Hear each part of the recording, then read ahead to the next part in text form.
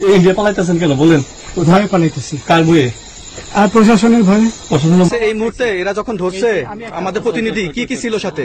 আমার সাথে কি কি ছিল এটা বলেন। আমার সাথে ছিল British passport, Bangla passport, Bangla passport. ওরা নিচে ধরেন 60-70 মতো। 60-70 লাখ। আচ্ছা 60-70 লাখ।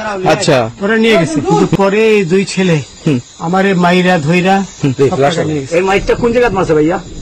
বর্ডারে আনিয়ে মারছে না ভিতরে? তারের ভিতরে, ইন্ডিয়ার ভিতরে? ইন্ডিয়ার ভিতরে। আসসালামু আলাইকুম। সাবেক বিচারপতি শামসুদ্দিন চৌধুরী মানিককে গতকাল সিলেটের কানাইঘাট সীমান্ত থেকে বিজিবি আটক করেছে।